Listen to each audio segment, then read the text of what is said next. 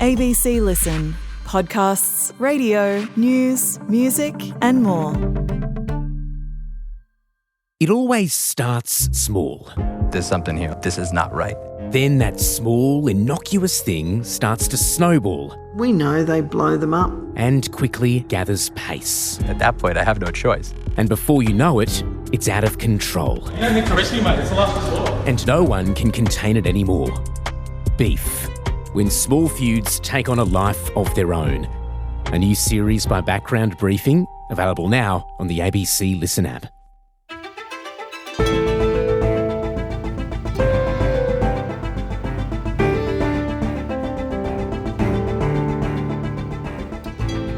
Sun safety is drilled into Australians from a young age, but the protection offered by some of the most popular sunscreen brands is in question after consumer group Choice released test results showing many are not meeting their SPF claims. Today, the ABC's Rachel Carbonell on the industry backlash, her investigation into an overseas testing lab, and whether we can trust the SPF on the bottle. I'm Sydney Peed. On Gadigal land in Sydney, this is ABC News Daily.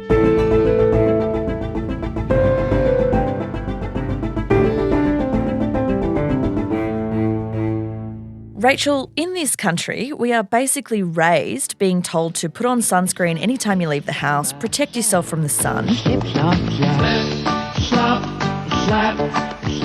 But you've been following this story that's cast doubt on how accurate the SPF labels on some of Australia's most popular sunscreen brands. It's just been this massive controversy, hasn't it? It has. It's been huge. I knew people would have strong reactions when the sunscreen SPF testing came out, but I was still surprised by just how passionate people are about their sunscreens in Australia, which is just as well considering how high our skin cancer rates are, I guess. Absolutely. And now your investigations have raised even more questions, this time about one of the labs used by sunscreen brands for SPF certification. So we'll come to that in a moment. But first, just take me back. This whole saga really kicked off last month, didn't it? With a report from Choice, the consumer advocacy group. So what exactly did it find? So last month, consumer group Choice released the SPF test results for 20 popular sunscreens. It went to an independent Australian lab and had all 20 of them tested for their SPF and found that 16 of them failed to meet the SPF claim on the label. Now, those results varied quite a lot. Some got an SPF results in the 40s and 30s, but a bunch of them, 7 I think, had SPFs in the 20s, including a couple of Cancer Council products. And the one that really took everyone by surprise was the ultraviolet product, which tested at 4, and that's a product called Lean Screen SPF 50 Plus Mineral Mattifying Skin Screen. Now, this was also the most expensive product that Choice tested, and it retails for about $52 for 75 mils from the brand's online store. So look, all of those brands did come back saying that they'd followed all of the regulations, which meant that they had done their own independent testing for the SPF, showing that their sunscreens were compliant, which is something that all sunscreens have to do before they're allowed to sell their sunscreens in Australia. And I guess that's where the controversy really kicked off, because people are legitimately wondering how there can be such huge differences in SPF results between different labs. So after the results came out, Choice did ask the Therapeutic Goods Administration, or the TGA, which regulates sunscreens in Australia, to go and test these products themselves.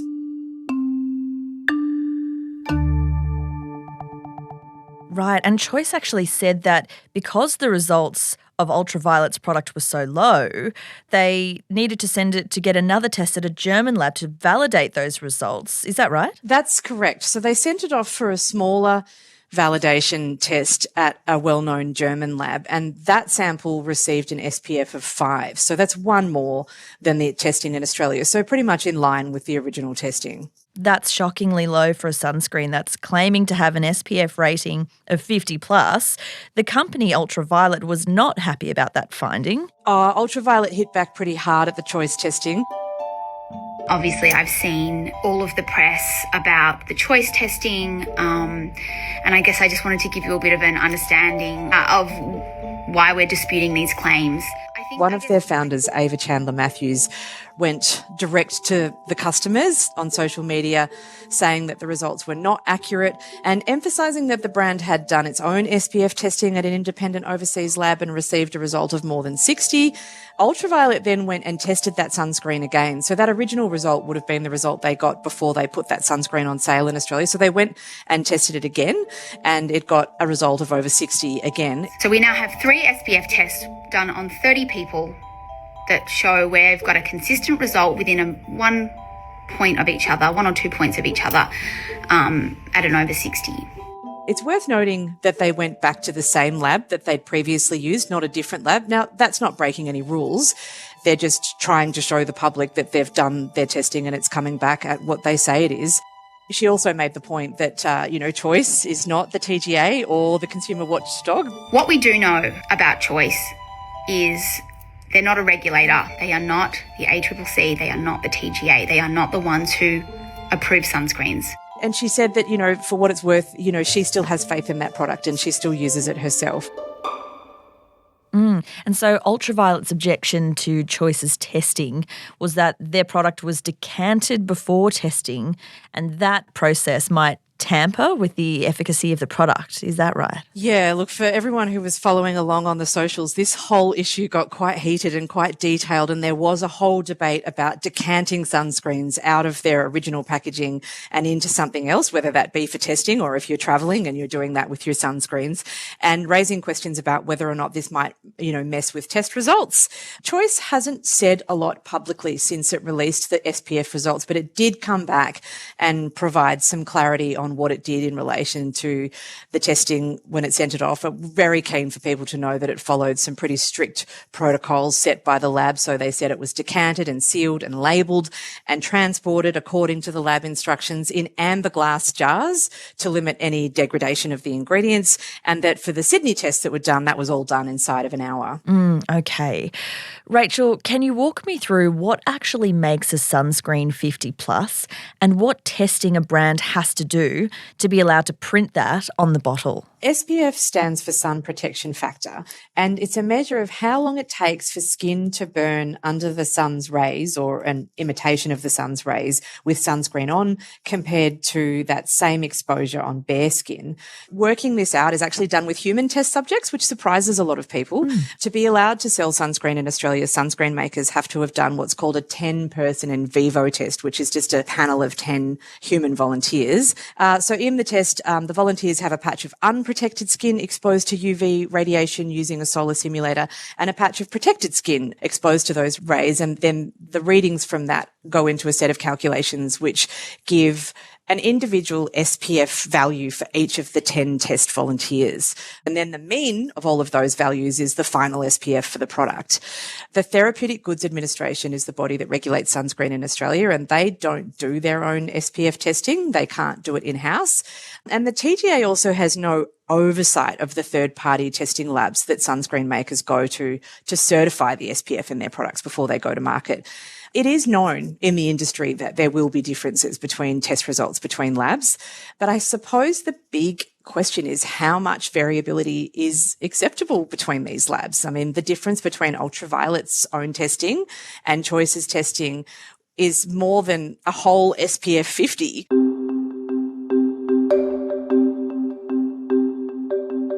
Okay, and you've been investigating this even further, and you've found that at least half the sunscreens that failed to meet their SPF claims, according to Choice, had their original certification conducted at the same overseas lab.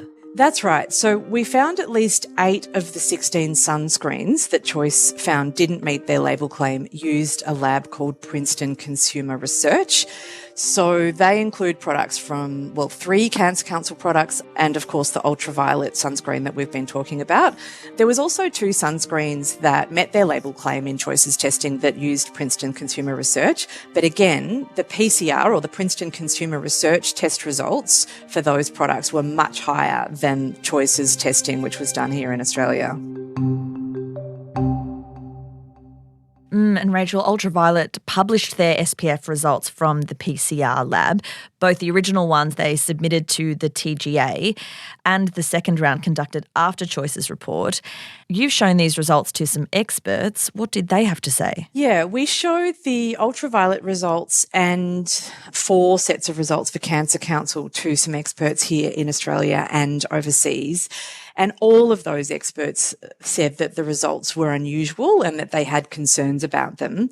To explain this, you need to understand a little bit more detail about the testing again. Sorry to get technical on you, but with each of those 10 volunteers that all receive their own SPF value, you would expect there to be a bit of variability across the 10 subjects, according to those experts. But many of the test reports that we saw, they showed very little variation. And to explain that, for example, in one test report, 9 of the 10 test volunteers got exactly the same SPF result down to the decimal point. In another few of them, we saw 8 volunteers got exactly the same SPF result down to the decimal point. In the case of ultraviolets, it was 2 different sets of SPF numbers across 10 participants.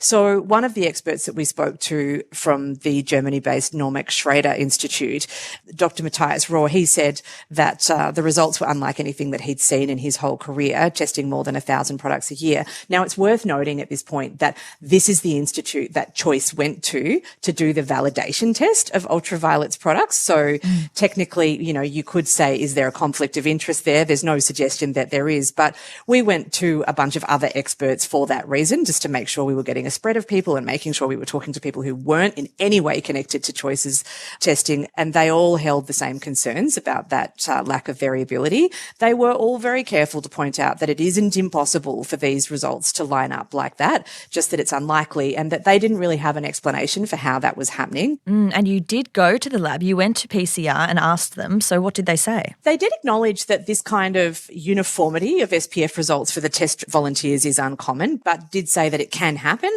especially with high-performing products in a controlled test environment, and that their testing processes meet the standard, the regulation. Their testing processes are robust and they're verifiable. We spoke to a couple of the technical directors there, and, both of them were saying, look, it is less common for that kind of lack of variability to happen, but, it does happen. And it just so happens that that's what the test results look like in the test reports that the ABC was looking at.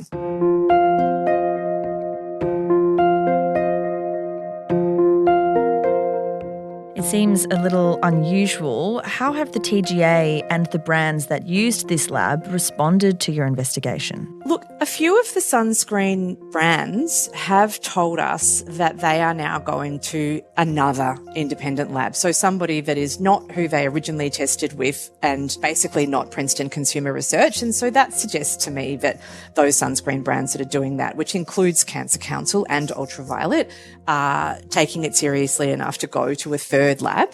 The TGA says that they are investigating the Choice findings and they'll take regulatory action as required. They themselves have pointed out that, there can be variability between labs and that that's not uncommon, but you would have to presume that they were looking into it. The Cancer Council pointed out, as did a few other sunscreen brands, that Princeton Consumer Research is a really commonly used facility for SPF testing across the industry for sunscreens that are sold in Australia. And that's certainly what our investigation bore out. Like, we've named the ones that we could get the reports, but, there are others out there that are using it. And the Cancer Council interestingly said that the Choice findings have raised questions about the accuracy of SPF test results, and that the Cancer Council is taking that seriously and investigating. Yeah, a lot of questions for the brands themselves. But what should consumers make of all of this? Because Ava Chandler-Matthews made the point in her video responding to the Choice results that this whole saga could have eroded trust in all sunscreen. It's not just about us. It's just about, knowing that the consumer can trust the sunscreens that they're wearing. Does she have a point there? Look, she does have a point, and I really hope that's not the case. And so do a lot of the organisations that work so hard in the skin cancer space in Australia. This is a really important issue, and it is really, really important that consumers and Australians don't lose faith in their sunscreens. Organisations like the Melanoma Institute are really keen to point out to people that the difference between an SPF 50 and an SPF 25 is probably not as great as some people might think. And so an SPF in the 20s is still going to provide quite a lot of protection for people. Australians have a bit of a habit of not putting enough sunscreen on. And so, if you've got a sunscreen that you think is potentially underperforming, the advice is not to throw it out. I think the advice is just to make sure you're putting plenty of it on and that you're reapplying regularly. That's right. I mean, Australia has the highest rate of melanoma in the world. So as you say, something is better than nothing. But I suppose we'll have to see how this pans out so they can get to the bottom of exactly how protected we are. That's right. I think we're going to have to leave it to the experts for now and wear long sleeves, put on your sunglasses, put on your hat, seek shade and hope that somebody can sort out the labelling issue so that people know that what it says on the sunscreen bottle is what you're actually getting. Rachel Carbonell is the ABC's National Health Equity Reporter. This episode was produced by Cara Jensen-McKinnon and Sam Dunn. Audio production by Adair Shepherd. Our supervising producer is David Cody. I'm Sydney Peed. ABC News Daily will be back on Monday. Thanks for listening.